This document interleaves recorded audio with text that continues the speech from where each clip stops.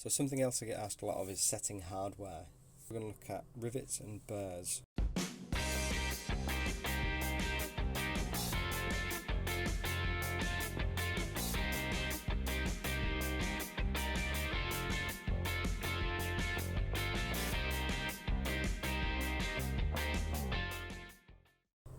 So here we have your rivet and the burr. So what we're going to do is use a specialist tool, which is sort of bespoke to the size of these. These are 10 gauge and quite long. So what we're going to do is punch a hole in some leather, push this on. I'll show you how to set the first step. Then what you do is you trim it short and then you peen it over. So the first thing we're going to do is punch a hole. I'm not going to put two pieces of leather together. Oh, I might do. Yeah, maybe. I can probably do these two. So make sure you find, I'm using a rotary hole punch. You can use individual hole punches as well. If that's what you have, it'll still work. I'm going to use the rotary hole punch some holes, then we're going to rivet it together. So the first thing you want to do is make sure you've picked the right size hole. If I use this one, it'll be too big and it'll end up bouncing about the place. Won't be a nice snug fit. So we're going to check, look round, see which one's going to be the best fit for us. Probably not that one. Might even be the 5 that it's already on. Yeah, so we're going to go with the 5 on this. Have a play, have a test and see what fits. This might not fit, I don't know. I'm just going to punch a hole in here. See if this fits through. Yeah, perfect. So I'm just, for the sake of this demonstration, I'm just going to punch another hole in the other side of this piece of leather. There or thereabouts.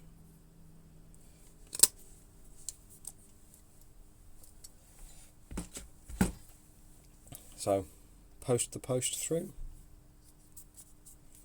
As you can see, there's a lot of post length left on this. I probably could have got shorter ones. I'm going to use my mini anvil to set this on.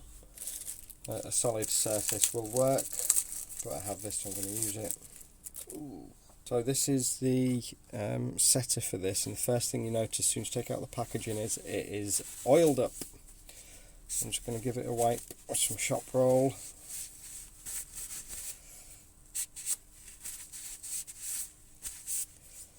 It's got a good weight to it. It feels nice. Yeah, I'd clean this up before I put in here any leather because I've got a fair bit of transfer. So I'm just going to place it flat onto the anvil.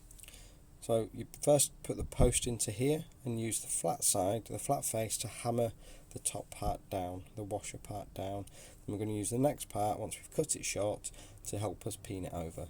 Peen is an amazing word, by the way. So get that, yeah, lined up.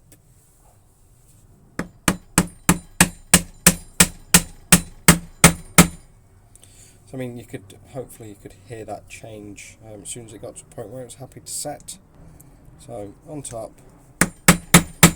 do not use a metal hammer on this, you'll damage your tools. So I'm using just my maul. So on this point here, I'm going to hopefully use these cutters that we have. So we've trimmed this nice and short, but as you can see, we have a small sort of protrusion, and it's quite sharp as well. So what we need to do is hammer this down, which will help to set it. So this will peen over the material, over the washer, which will hold it in place. That's what the curved part of the setter is for.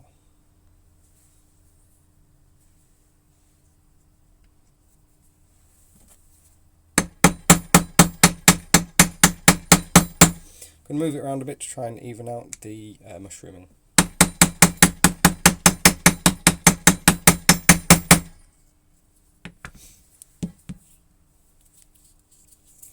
So as we can see here, without even using a peening hammer or anything like that, a ball peen hammer, we can see that it has quite nicely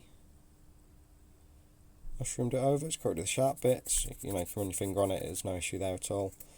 And then with a little bit more usage and with a different sort of hammer, you can get that nice and flush. But that's how easy it is. And that was, you know, quite a big rivet. Then all I've done, punch a hole, slide it through on top, tap it down to get the washer to the bottom, snip it short to the required length, and then use the sort of peening section of this just to get it nice and rounded.